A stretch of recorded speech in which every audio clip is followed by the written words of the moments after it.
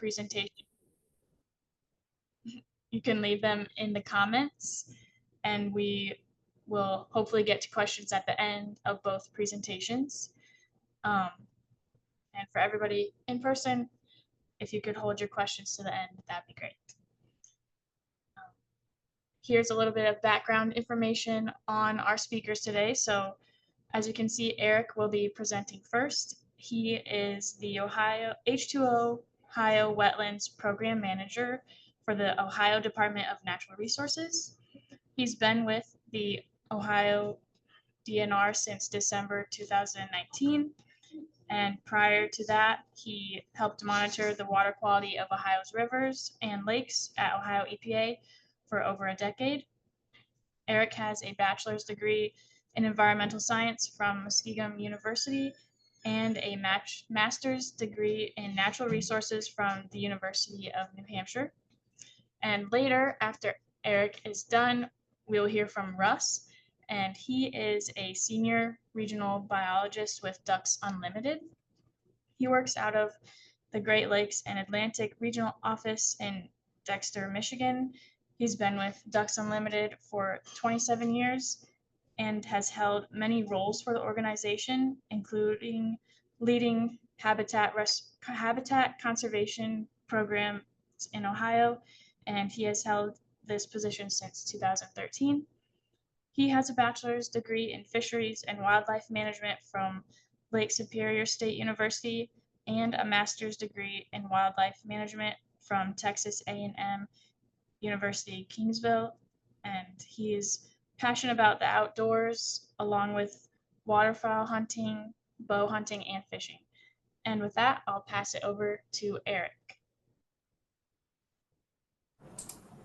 Well, thank you very much, Caitlin, and it's really nice to be with everyone today. Thanks for joining and your interest in the topic today.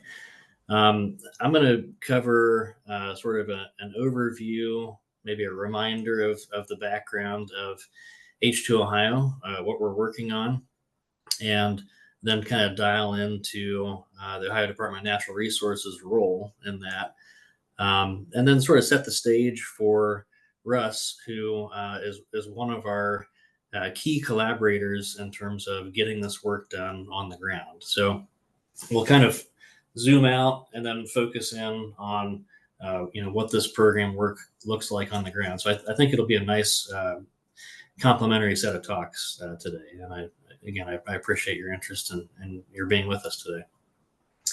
So I'm Eric Saas. I'm the H2 Ohio Wetlands Program Manager with the Ohio Department of Natural Resources. If you're keeping score at home, I have an error on this slide. Unfortunately, I'm not in the Division of Engineering. I passed this presentation back and forth with our H2 Ohio engineer, and I forgot to re-update that. I'm in the Division of Water Resources, actually. But anyway, so the H2 Ohio, back in 2019, when the DeWine administration came on board, clean water for all Ohioans and keeping that promise was a key environmental issue then and continues to be now.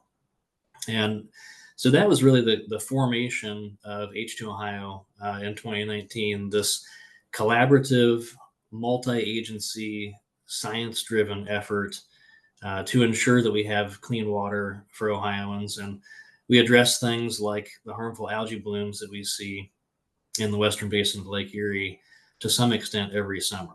And attacking that foremost is really the driver behind a lot of the work that we do with H2 Ohio. In particular, here at the Ohio Department of Natural Resources, with a natural infrastructure approach. And I'll get more into that. We work hand in hand and are in regular contact and coordination with our sister agencies listed here on this slide. The Ohio Department of Agriculture plays a key role working with producers across the state and primarily in Northwest Ohio to incentivize best management practices on agricultural landscape that keep the nutrients on a growing crop and out of our ditches, streams, and lakes. And that's a very important part of the overall mission of H2 Ohio. We work in tandem with the Ohio Department of Agriculture in that nutrient reduction space. We're trying to expand phosphorus and nitrogen sinks across the landscape. The Ohio Environmental Protection Agency does important work through H2 Ohio that is more focused on traditional infrastructure and things like reducing salt application where it's unnecessary, replacing lead service lines, addressing failing home septics, important infrastructure work for kind of a broader definition of water quality. And the Ohio Lake Erie Commission helps keep us all coordinated in this effort. So dialing a little bit more into this natural infrastructure approach, at the Department of Natural Resources, we have a lot of expertise and contacts and coordination across the state with various other entities that help us with this nutrient management approach that centers on habitat restoration. So where we can restore habitat to deliver a nutrient management benefit, that's the sweet spot for an H2 Ohio wetlands project. We talk about wetlands being nature's kidneys, helping absorb some of the excess pollutant that moves across our landscape by slowing down, settling out those contaminants, and growing wetland vegetation instead of cyanobacteria is kind of the goal. And so we've really leaned into this approach in a big way since 2019. At this point, we have, in effect, the largest voluntary wetland restoration effort in the history of the state of Ohio. And we've had some historic impact in that regard. Really addressing, as our Assistant Director Steve Gray put it the other day really well, a deficit of wetlands that we have nowadays in Ohio.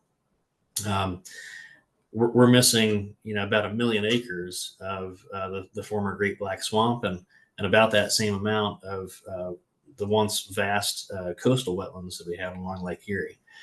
And so our mission is to bring back important strategic pieces of that can punch above their weight in terms of delivering the ecosystem services that wetlands and reconnecting a river to its floodplain, those type of projects can do for us in terms of water quality. So when I say we've really leaned into this, we at this point have clocked up some pretty big numbers, and it's not something that we've been able to do alone. We work with we've got over 90 different conservation partners that we've coordinated with on H2 Ohio projects across the state at this point. Ducks Unlimited being one of those major partners that helps us carry the load. But we work with parks districts, and we work with soil and water conservation districts, other nonprofits like Black Swamp Conservancy or the Nature Conservancy. We work in the northwest part of the state in a open collaborative framework where we co-develop a project scope of work, budget, timeline, and then we set that project in motion with our project partners. We put an aggressive timeline on our projects as well.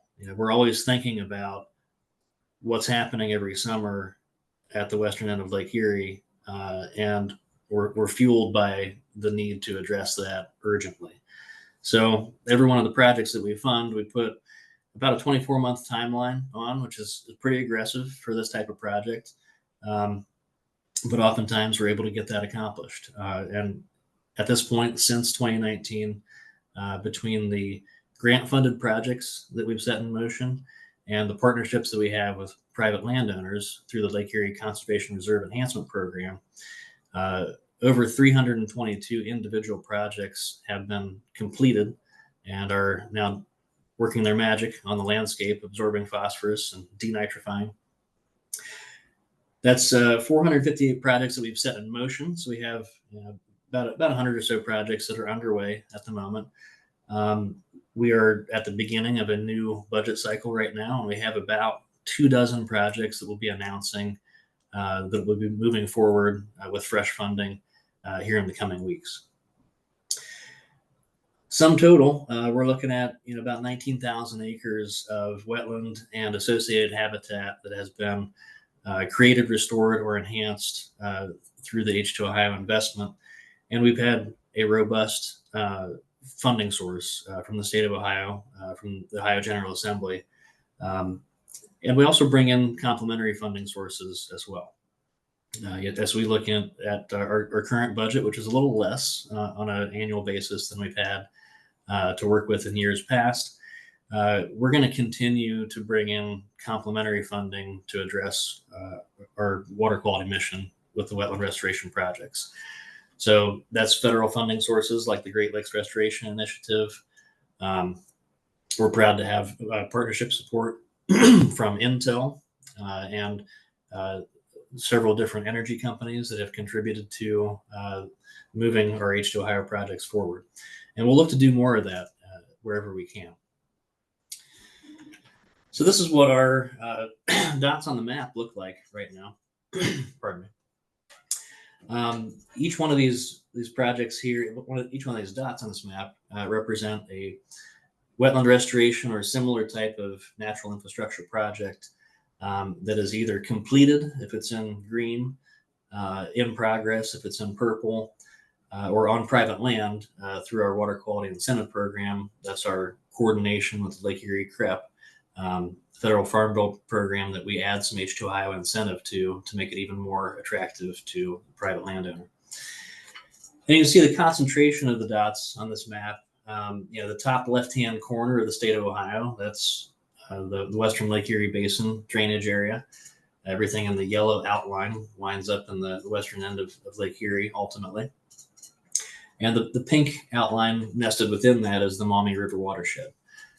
We really put an emphasis on wherever we can get a nutrient reduction project, in particular in those geographies, because we know that the use of that landscape is largely what's driving the harmful algae blooms that we see in Lake Erie. We also have water quality issues in other parts of the state, unfortunately. We have inland lakes in Ohio. Many of our former canal reservoirs are plagued with similar cyanobacteria issues. So we have projects in alignment with those, and in other parts of the state where we have a nutrient reduction need that we can address with a natural infrastructure project like a wetland restoration. So we don't really have a mandated blueprint for what an H2 Ohio wetland restoration should look like. We're really driven by the particular aspect of the landscape and where we have opportunities to restore wetlands. We look for hydric soils, which are soils that are generated by saturated conditions. That tells us that wetlands were once in this area of the landscape. And we look to emphasize hydrologic connectivity. So how well connected can we make that restored wetland to the nearby drainage areas, and residence time. Once that water from a flooded stream gets into our wetland, how long can we hold it there and allow those biogeochemical processes to take place that help us retain nutrients in the wetland? So that might mean, the top left-hand corner here, we have the city of Lorain approached us with a stormwater need. And we said, well, a stormwater need, actually that overlaps a lot with a water quality need. And a stormwater project and a water quality project can be one and the same. I think as we've demonstrated with the city of Lorain project. Top right-hand corner, Buckeye Lake. This is an example of where we're trying to do whatever we can with our own property that the Ohio Department of Natural Resources owns or manages across the state. This is in East Central Ohio, and we had a big parking lot with a channelized stream next to it. And we challenged ourselves to do a little better with our state park. So we increased the floodplain access there, installed a solar-powered pump to feed a restored wetland, and take offline some of that drainage that would otherwise go straight into Buckeye Lake and fuel the harmful algae blooms that we see there as well.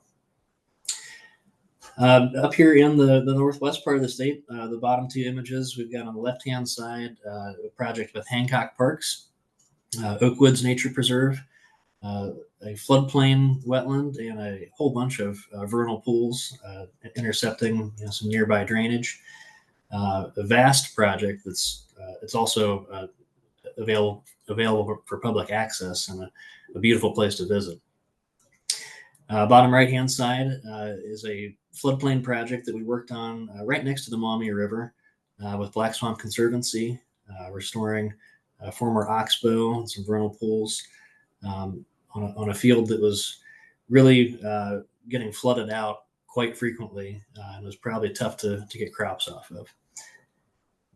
And now it's working for us for water quality.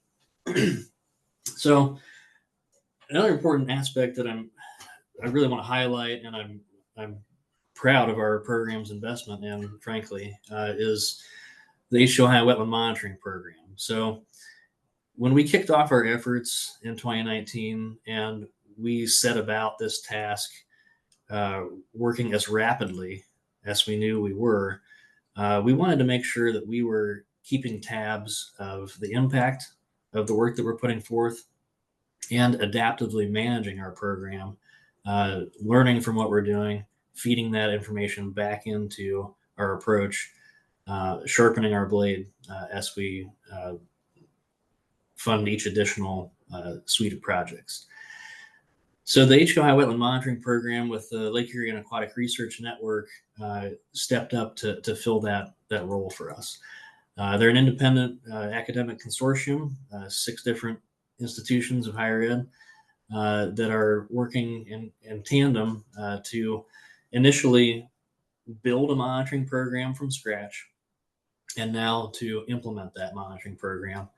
And we're very excited about 2 years of robust nutrient budgets on a subset of our projects, management considerations feeding back into our program from what they're seeing in the field based on our completed project work. It makes us better, and I think it advances the state of the art as well. This link here, I believe, will take you to the 2023 annual report or a similar landing page. And if you want about 800 pages of background reading on this topic, there you go. Have fun. We're excited to see what comes next out of that. So I will just leave it here, and I hope to have some time after we hear from Russ to address some questions. I think probably the most frequently asked question is, what are you doing with a reduced budget? And we are still in the fight. I want to promise you that. And we have more work to do, and we're looking forward to turning the page to the next set of projects. All right, I'll hand it over to Russ. Eric, appreciate that. I can get this to work for me. All right, can everybody see my screen? Not yet. Cannot see it yet.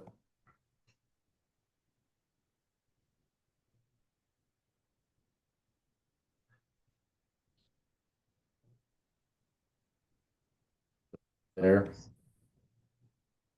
I still can't see anything yet, Russ. Oh, you've started screen sharing? There we go. Yep, How's that? I'm seeing it now. Excellent. Yep, looks good.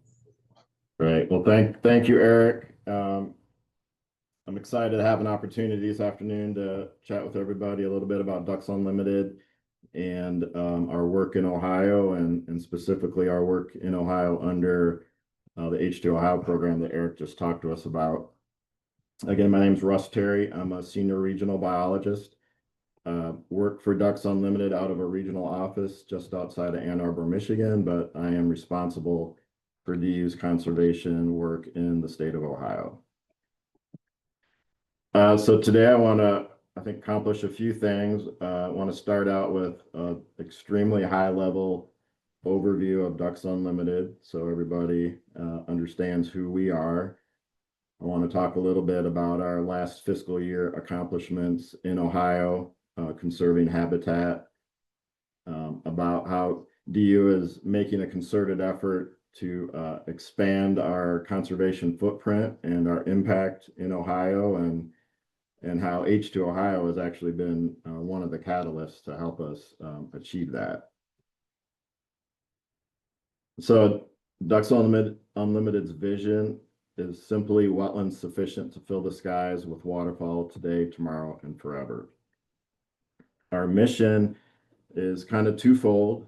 We conserve, restore, and manage wetlands and associated habitats for North America's waterfowl. So essentially, we are a habitat-based conservation organization. We conserve waterfowl by conserving their habitats. And then the second piece of that, these habitats also benefit other wildlife and people, and that is where I think Ducks Unlimited's mission and the mission of H2 Ohio intersect perfectly. Those other benefits to people.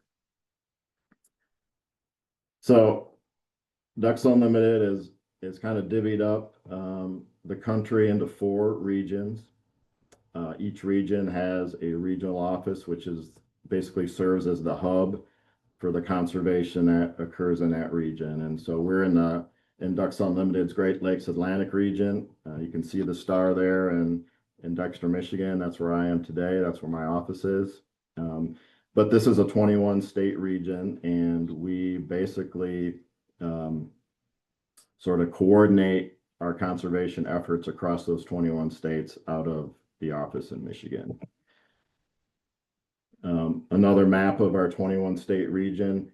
We are a science-based organization. We rely very heavily on science to drive our conservation programs, where we work, and what we do, and what type of habitats we try to put on the ground.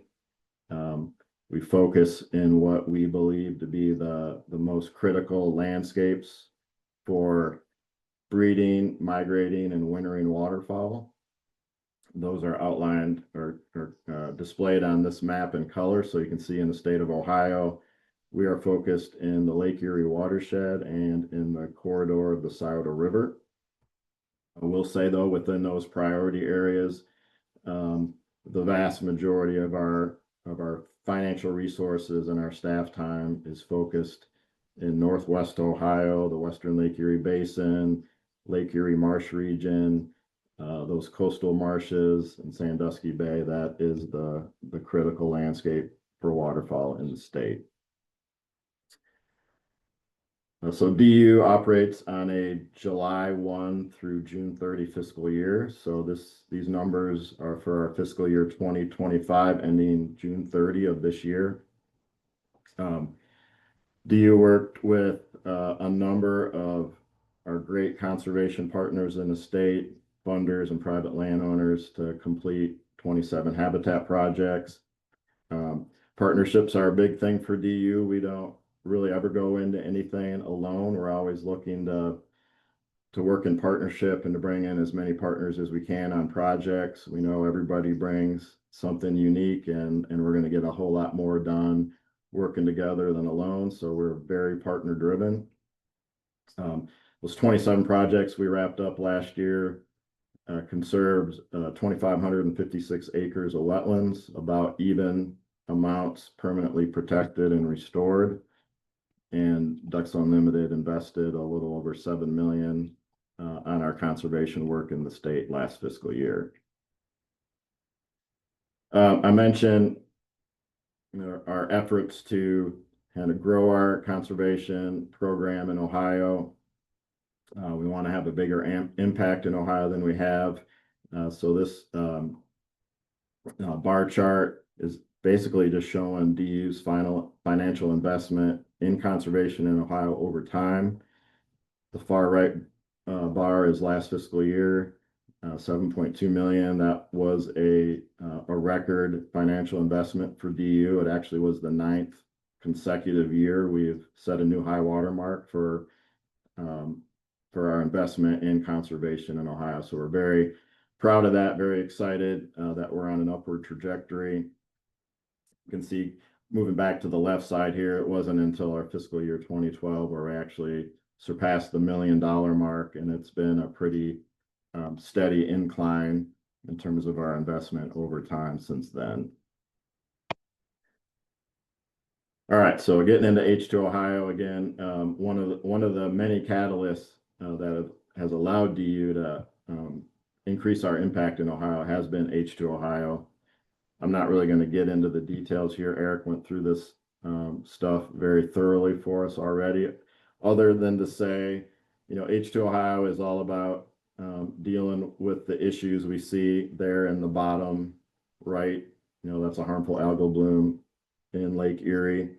And one of the best ways to counteract that issue is to do what you see in the top picture on this slide. And that is pumping nutrient-rich water out of agricultural ditches and getting that water into wetlands and allowing wetlands to do their natural thing and remove a lot of that sediment and nitrogen and phosphorus. And so kind of getting more dialed in now into DU and H2 Ohio. You know, DU is a national nonprofit wetlands conservation organization. We have been working in Ohio since the mid-1980s. We have a very established staff and conservation program there. So it made us, I think, a very natural partner to work with DNR to help them implement the H2 Ohio program. And that's kind of how we view ourselves as a partner to DNR in our job being to help them successfully implement the H2 Ohio program and get those benefits on the landscape that we need. And so thus far, DU's received just shy of $15 million in H2 Ohio grants from the DNR. We're using that money to deliver 24 projects, and those projects will conserve about 2,700 acres of wetlands. And probably most importantly, from the H2 Ohio perspective, those wetlands are going to filter well over 5,000 acres of agricultural runoff. And that's where that's kind of where the rubber hits the road and where we're going to see the benefit to water quality in the state. So I want to talk a little bit about the various ways that DU gets involved and helps deliver H2 Ohio projects for the state. One of the big ones is through our engineering services. So Ducks Unlimited has a full service engineering shop here in our office. We've got topographic surveyors, we've got licensed professional engineers and construction managers. They're able to take very complex and complicated and large scale wetland projects that require engineering and basically handle the entire enchilada for whoever our partner may be. And these are services that are highly sought after by our partners. So very frequently we are being contacted by Ohio DNR, the U.S. Fish and Wildlife Service, and other partners who need help with engineering services. And that's a great role for Ducks Unlimited. This project, this H2 Ohio project at Little Portage, is one that we're super excited about and very proud of. It turned out wonderfully. For those of you not familiar, Little Portage wildlife areas in Ottawa County. It's right at the confluence of the Portage and the Little Portage rivers. And what we did here was focus on enhancing 254 acres of coastal wetlands by doing a major upgrade to the wetland management infrastructure there. And so we did things like removing some unnecessary levees. We renovated the levees that needed to stay, armored them with rock to prevent erosion. We designed and installed 3 new pump stations, a whole bunch of water control structures, created a water distribution canal there for the DNR. And basically, all these tools we've provided can be used by the Ohio Division of Wildlife now to manage water levels, to manage wetland vegetation, and basically to achieve and sustain productive wetland conditions there at Little Portage over the long term.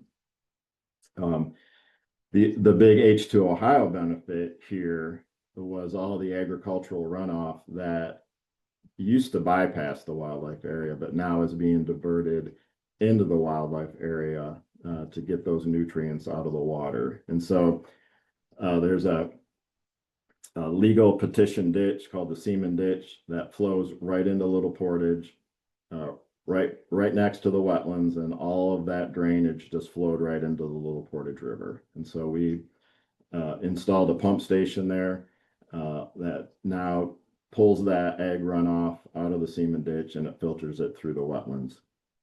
We also worked with a couple of adjacent private landowners. We retiled a couple hundred acres of their farm fields and essentially diverted all the surface and subsurface drainage to a new pump station.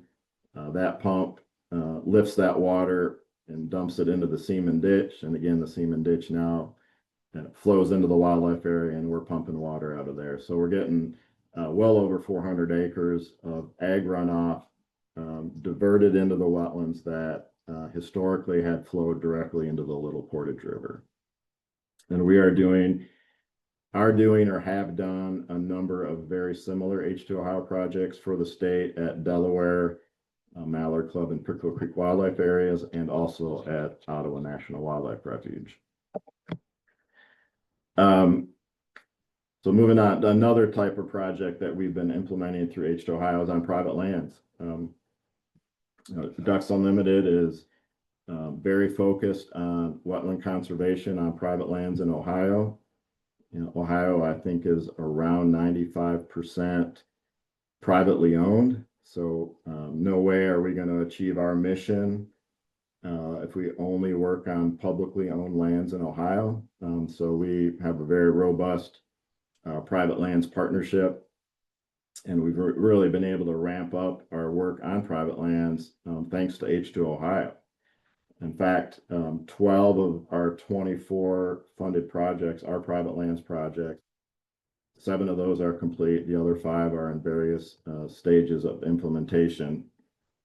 But we've used about 2.1 million of H2 Ohio funding support for these projects that, when they're all done, will have restored around 180 acres of wetlands and filtered well over 1,700 acres of agricultural runoff.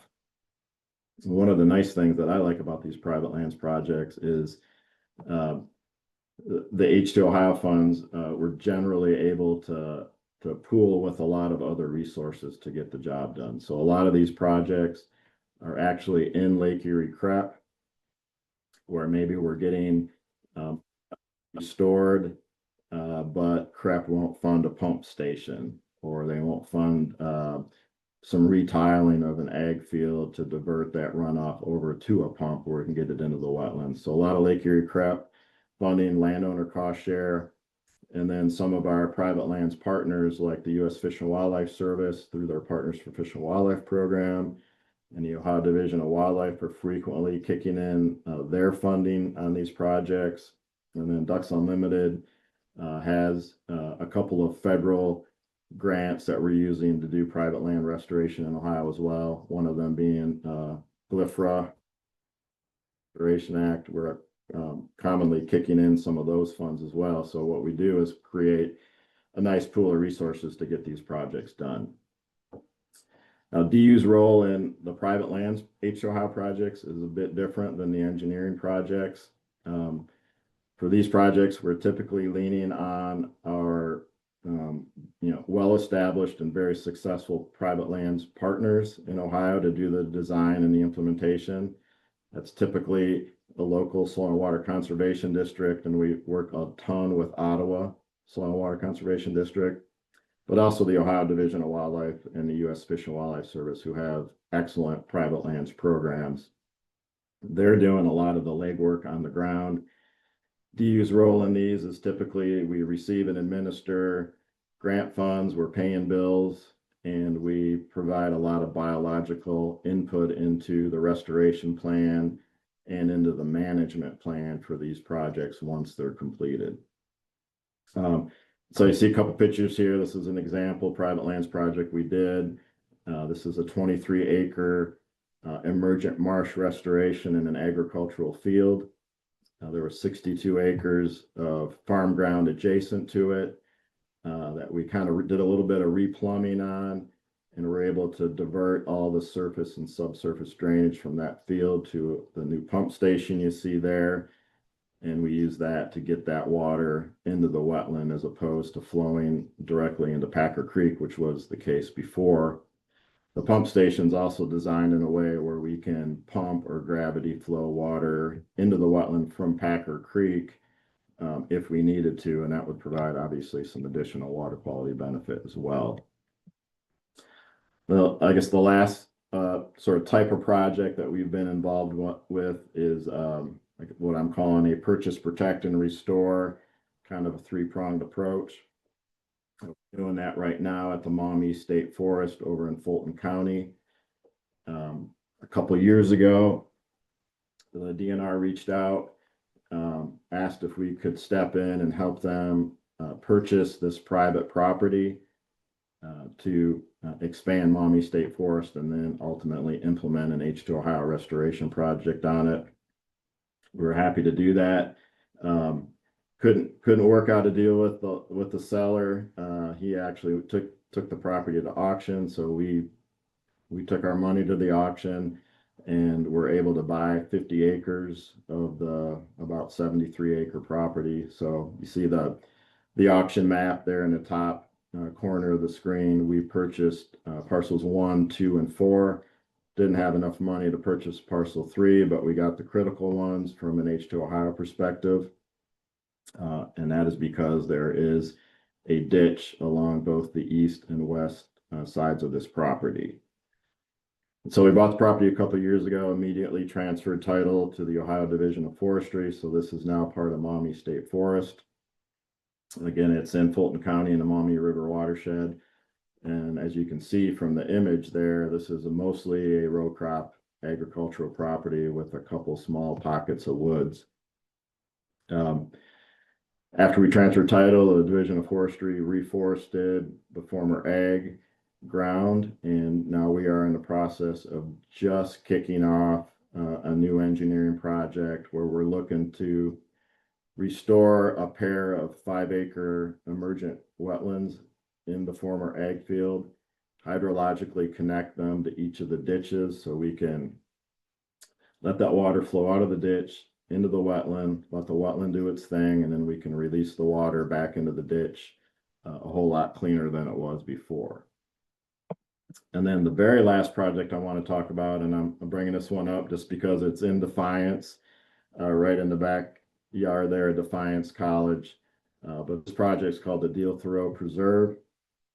We're working with a new partner for DU, which is always an exciting thing, that being Acres Land Trust. So Acres Land Trust is in the process right now of purchasing this 250-acre property using H2 Ohio funding. And this property is, as you can see from the image, it's largely early successional habitat. So it's a lot of scrub shrub, a lot of young trees, but there are about 80 acres of agricultural fields. And most importantly, from a H2 Ohio perspective, it's got a drainage ditch flowing through the entirety of the property. And so as the land trust is finishing up the fee title acquisition to create a new preserve, they have subawarded H2 Ohio funding to DU to provide the engineering services. And so we're kind of on the hook here to figure out how to put 40 new wetland acres on the ground. We want to hydrologically connect those wetlands to that ditch, and essentially we're thinking about trying to create some sort of treatment train system here. So, you know, what we can divert water out of the ditch, let that flow slowly through a series of new interconnected wetlands, and then outlet that water back into the ditch, and then it'll flow off property into the Tiffin River. much cleaner than it would have otherwise. There's also a nice existing wetland on there that we're looking to expand and improve. And then the balance of the agricultural fields that we won't put into wetlands will be reforested, and that will kind of wrap up that project. But super excited to be working on this one. It's a little bit of a different approach than what we're typically doing. I've talked about our engineering services and a lot of wetland management infrastructure, a lot of pumps and water control structures. This one will have a little bit less of that kind of thing, and creating wetlands in a treatment train is a bit of a new approach, so we're excited about that. And that about wraps it up. I do want to just thank everybody for their time and attention this afternoon, and especially for your support of wetland conservation in Ohio. And with that, I'll hand it back over to Caitlin, I guess. Awesome. I haven't looked at the chat to see if there are any questions, but if anybody has any questions now, you can unmute to say those questions. I think we might have some questions in person as well.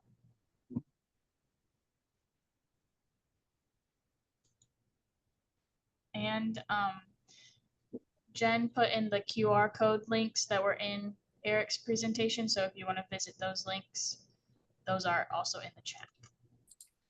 Thanks for that. Hello, Caitlin. Yes. This is Frank. I have a question. I was wanting to know if CAFOs are involved with H2 Ohio and what's happening there.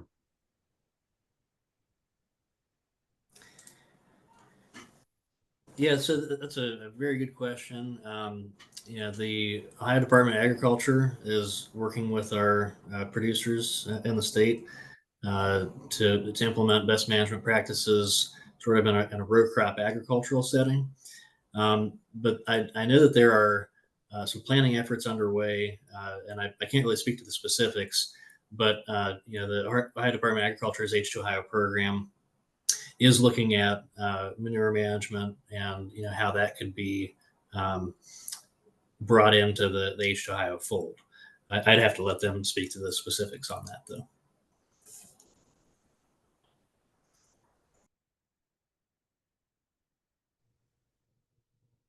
There is a question in the chat.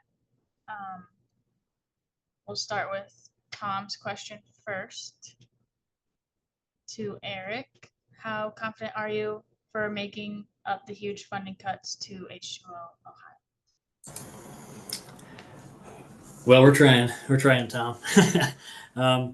So just for everyone's awareness, the context of that question, coming out of the last biennial budget cycle, we were working with the governor's office and making a level funding request for what would be $46.6 million per fiscal year in this current biennium.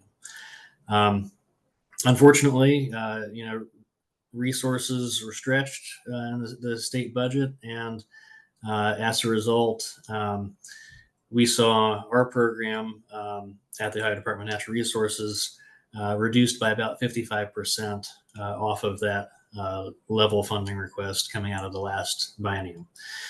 So that's a hit, of course, and that means a few things for us. That means that we need to focus on our top priorities. That means doubling down on our work in Northwest Ohio, and also seeking that complementary funding wherever we can. I mentioned we work in a pretty closely coordinated mission with some of our federal partners. Russ mentioned a few of those funding sources. Great Lakes Restoration Initiative, US EPA is another one.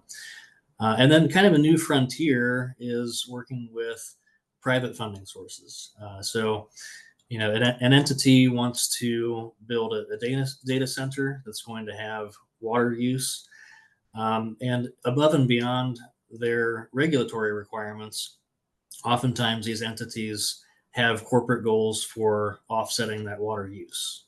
And some of the projects that can help do that are very closely aligned with what we're trying to do from a nutrient reduction standpoint.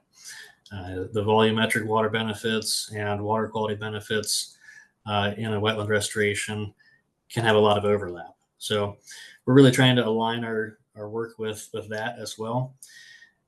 Will we be able to make up that 55% gap? Time will tell. We're trying hard. I'm gonna jump down to. Okay, sorry, Caitlin. Can I add on to that a little bit? Yeah, you can. Thank you. Sorry. Yeah, I just totally agree with what Eric said, but I also think there's a role for conservation partners and implementers to help with this. For instance, we're trying on some of our projects to request a little bit less H2O money than we normally would, and then go to other potential funding sources and write proposals and bring in other partners to try to supplement what we can get from H2O just to let those dollars stretch a little bit farther. And so an example of that is we're kicking off a brand new project at Pickerel Creek Wildlife Area right now. It's about a $900,000 project. Typically we might have asked for the full amount from DNR H2O. Instead, we asked for just 300,000 as a little bit of seed money, which they granted. And then we wrote a Midwest coastal proposal to the Fish and Wildlife Service and brought in another 200,000. And we have the DNR bringing in another 400,000 to 500,000 of Pittman Robertson money. So, it was a big budget hit. DNR is doing what they can do, but everybody, I think, can help with this. Everybody who's involved with the program, helping to implement the program and doing projects, has a role to help fill that gap, I think.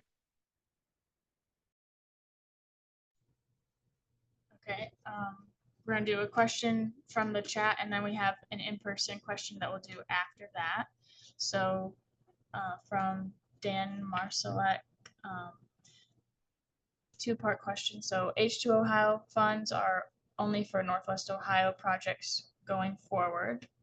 And then a follow-up is, can those funds still be used only for acquisition, or do they have to be part of a larger restoration project?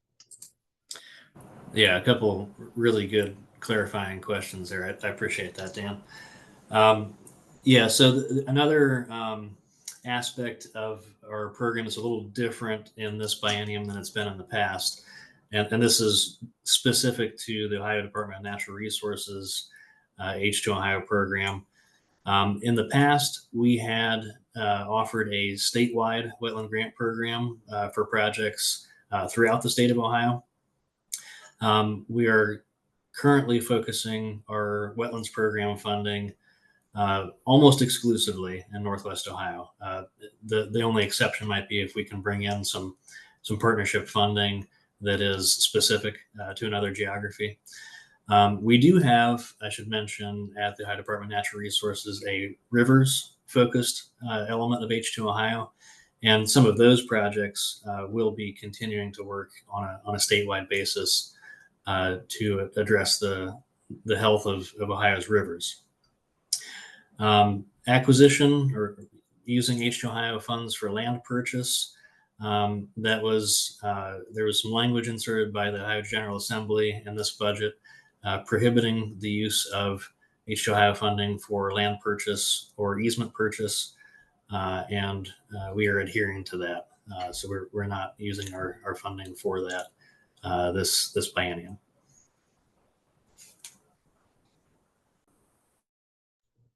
Okay, we're gonna have our in-person question. You're just gonna read your question. Or... Yeah. What are some of the biggest conservation challenges you see in Ohio right now in the Great Lakes region? I might pass that over to Russ. He probably thinks about that a little more broadly than I do. Yeah, just so to make sure I heard that correctly, were you asking what the biggest conservation challenges are? Yes. Yeah, that's a great question. Certainly, there's a lot of challenges to conserving habitat in Ohio or anywhere else, and not just conserving it, but keeping it productive. the biggest hurdle, I think, is always money and staffing. There is, Ohio, we've lost. There's 5 million acres originally. There's only 400,000 or 500,000 acres of wetlands left. So there's a big need. There's a lot of available habitat for restoration. Habitat conservation is expensive. And even though H2 Ohio has been huge, it's been a game changer. And you saw the numbers from Eric, massive amounts of habitat conservation happening and really good things from a water quality perspective. But it's still not enough. I mean, there is a lot of unmet potential and unmet need yet. So funding's a big one. Staffing is always a big one. Those kind of go hand in hand. But there's other things working against us. One is even though we're restoring a lot of habitat, wetland loss continues. We're still losing wetlands every day, and so these are not all additive acres because we're continuing to lose wetlands as well. And we've got a big invasive species issue, everywhere, but particularly in the Great Lakes. And the issue there is a couple fold. One, they're really degrading the quality of our wetlands. And so they are not as productive or beneficial to the fish and wildlife that need them as they would be otherwise. And the other issue is the invasive species issue is so profound that it's taking a lot of staff and financial resources just to combat that. That money typically would go into management or more restoration, and instead it's being spent to deal with invasive species. So I think those are some of the big ones off the top of my head. But I think that's a great question. It's something we should be thinking about for sure. Thank you. Yeah, we're gonna do one more question from our in-person question. What does Ducks Unlimited do to work with farmers to balance agriculture and conservationism?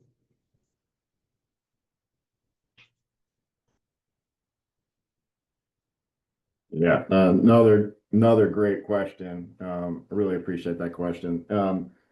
One of the things that DU is doing as an organization to grow our organization and to increase our impact on the landscape is to really develop agricultural based programs. And so in the last couple of years, we've made a concerted effort to try to raise funding, write proposals, and hire staff that are specifically working with the agricultural community, doing things like working with producers to implement cover crops. And so we have several agronomists on staff now that are doing cover crop projects in Michigan, Indiana, and Ohio specifically.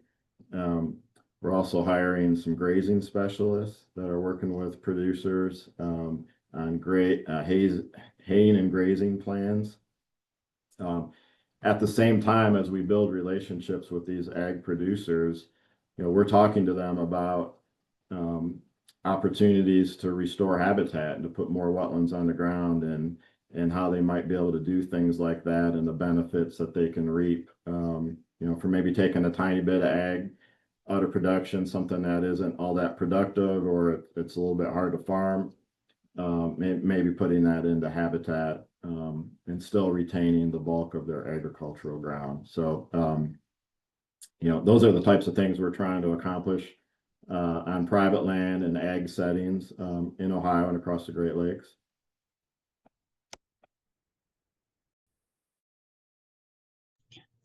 Thank you. I appreciate it. We have just a little bit of time for a question from Tom. It's a little bit lengthy in the chat. If Eric or Russ, you want to read through that whole question, but the one where it's asking about there isn't much money devoted to long-term monitoring of wetland projects once they're completed? Why not? Yeah, and that's a terrific question, and thanks for that, Tom. The long-term monitoring of the work that we're doing is fundamental, and that's really why from the very beginning, in addition to our restoration work, we have also established and supported the long-term monitoring of these projects with the Lake Erie and Aquatic Research Network. And we will continue to do that. We had to make a tough decision this year to allocate less resources to that than we had in the past. And we hope, like what we're trying to do on the restoration side, the monitoring program will be able to bring in complementary funding to boost their efforts. And we're very much in support of that. We know how critical it is to track these projects. Fortunately, we're seeing that our projects as a whole are working. We don't see examples yet of any of our projects that are reverting to becoming sources. As a wetland collects phosphorus over time, there can be a point where it starts giving back that phosphorus, and we need to keep an eye on these projects to make sure that that's not becoming the case. And so that highlights the importance of monitoring.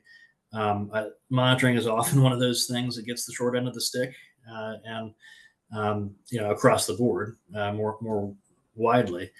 But I would say you cannot manage what you're not monitoring. So that's the importance for us of keeping that going and trying to make it as robust as possible with limited resources.